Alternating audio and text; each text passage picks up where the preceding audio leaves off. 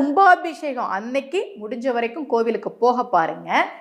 அன்னைக்கு போக முடியலைன்னா அந்த 48 நாளுக்குள்ள நீங்க போயிட்டு வந்துருங்க. அப்போ ஒரு கோவிலுக்கு கும்பாபிஷேகம் நடக்கிற போது வானத்தில் இருக்கக்கூடிய இறை சக்திகளை எல்லாம் மந்திரங்கள் வழியாக, நீர் வழியாக, அந்த தர்பையெல்லாம் போட்டு அவங்க கடத்துவாங்க பாருங்க. அந்த கோபுர கலசத்துல அந்த நீரை ஊற்றி இறைவன் கருவறையில் இருக்கக்கூடிய அந்த இறைவன் மூலமாக அங்கே வருகிற பக்தர்களுக்கு இறைவனுடைய அருளை பெற்றுக்கொள்ளும்படியாக நடத்தப்படுவது தான் கும்பாபிஷேகம். அப்போ ஒரு கோவிலில் கும்பாபிஷேகம் அன்னைக்கு போக முடியலன்னா கூட அந்த 48 நாட்களுக்குள்ள அந்த கோவிலுக்கு நீங்க போயிட்டு வந்துருங்க. இதை நீங்க செஞ்சு பாருங்களேன். பொதுவாக சொல்லுவாங்க 3 கும்பாபிஷேகம் பார்த்தா, 4 கும்பாபிஷேகம் பார்த்தா வாழ்க்கையில எவ்வளவு பிரச்சனை இருந்தாலும் சமாளிச்சிடலாம் அப்படின்றதெல்லாம் நம்முடைய பெரியோர்கள் நமக்கு சொல்லி கொடுத்த விஷயங்கள் தான்.